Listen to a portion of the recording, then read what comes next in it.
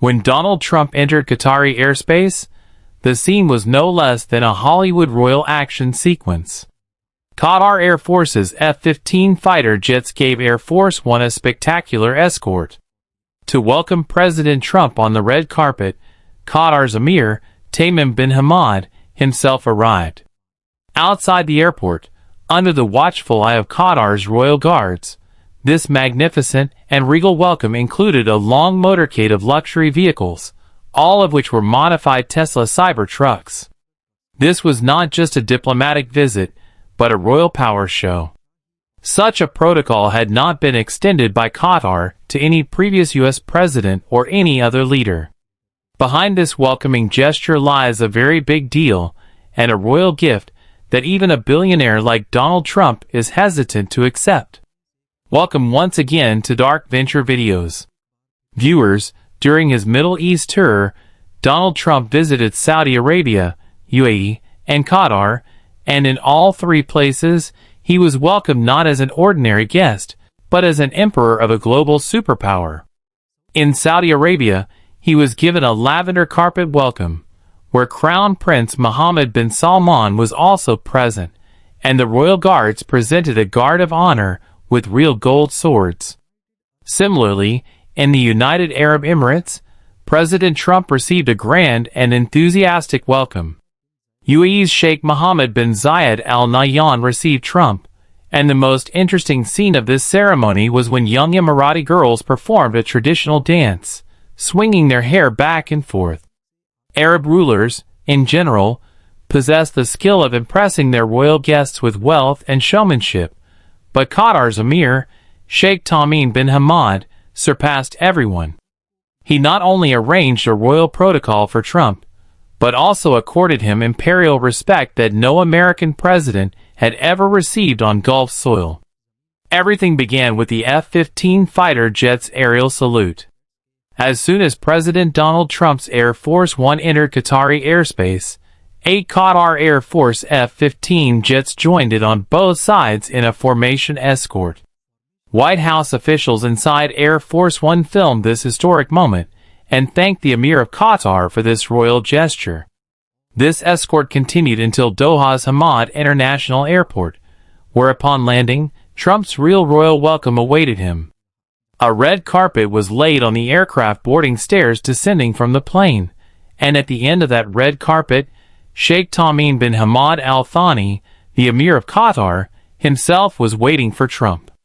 This in itself is quite significant, because usually, Qatar's royal guests are received by the Prime Minister or Deputy Emir, but this time, the protocol was broken, and the Emir himself was present for Trump. Along with him, a special contingent of Qatar's royal guard, known as the Emiri Guards, was also present. This is an elite force trained solely for the protection of the Emir.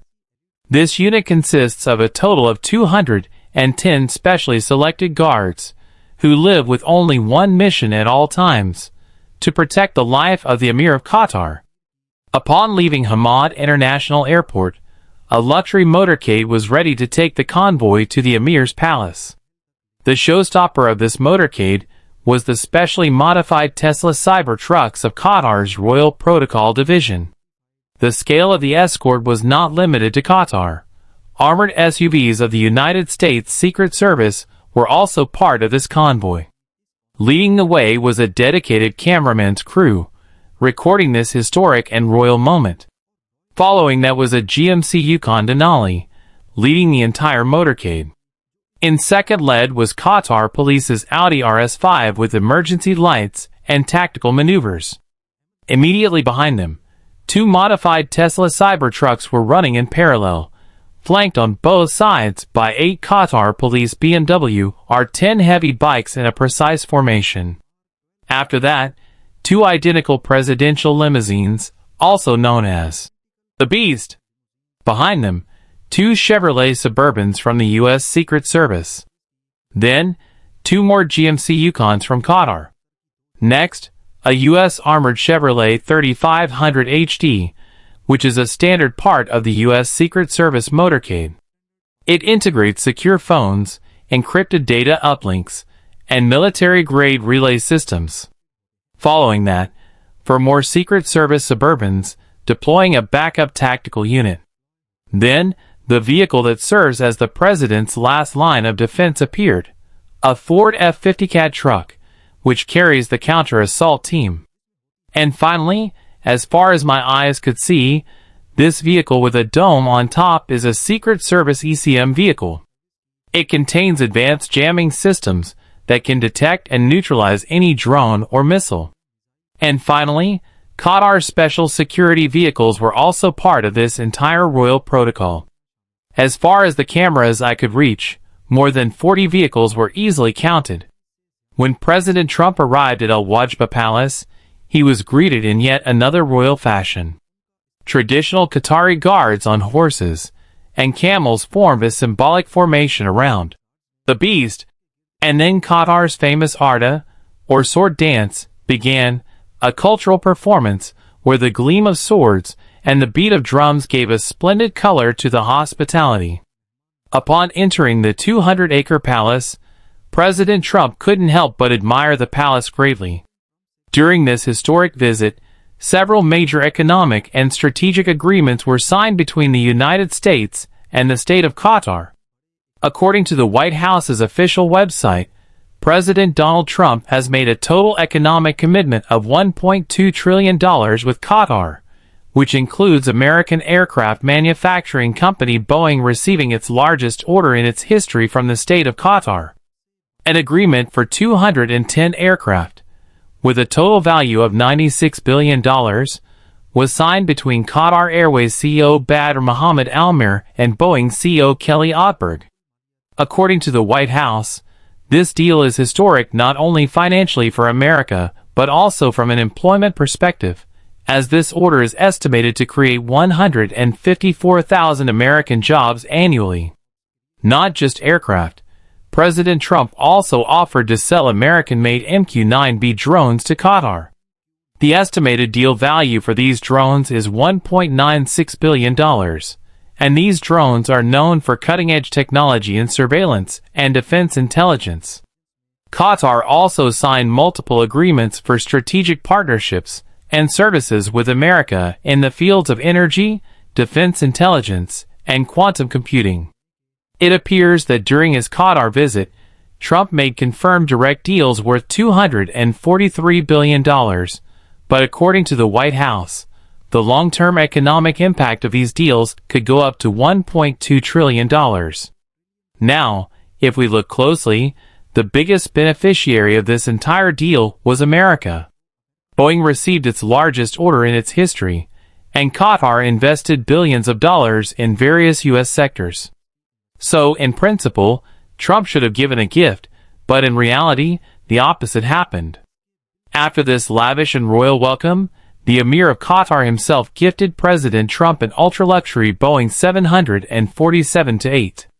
This is the same jet that was previously designed for Qatar's royal family, and is known to the world as Palace in the Sky. Its estimated value is $400 million, and it is considered one of the most expensive diplomatic gifts in the world.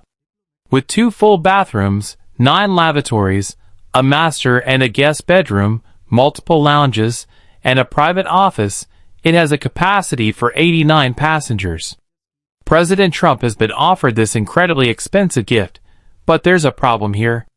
According to the U.S. Constitution's Foreign Emoluments Clause, no federal official, even the president, can accept any valuable gift or benefit from a foreign government without the consent of Congress. And based on this clause, the Democratic Party is accusing Trump of corruption. However, on the other hand, President Trump himself says, "Why shouldn't I take Qatar's gift when we are giving to everyone? So if someone is giving to us, what's the harm?" In an interview, referring to his Air Force One, he said, "This plane is 40 years old, maintenance costs are sky high, and when Gulf princes have brand new Boeing 747s, why do we use an old plane?" But Democrats believe that ever since Trump became president, he has taken several actions that have indirectly benefited him, whether it's launching meme coins or receiving free luxury jets, and this has happened before. During Trump's first tenure, it was also alleged that foreign diplomats would stay in Trump's hotels just to gain his attention, so that his personal business would also thrive, and he would gain political goodwill. So, critics are asking whether Qatar's extraordinary gesture and the $400 million jet were merely hospitality, or if something else was hidden behind it. According to an NBC report, the Trump Organization, run by his two elder sons, has recently expanded its business very rapidly in the Middle East.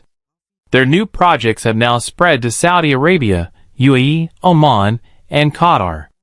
Trump International Hotel and Towers in Dubai, a Trump Tower in Jeddah, a new hotel in Muscat, and a luxury golf resort in Doha, the capital of Qatar, which is being built in collaboration with Qatar's sovereign wealth fund's real estate company. The important thing is that in his recent Middle East tour, Trump visited the same three countries where his family business is expanding the most.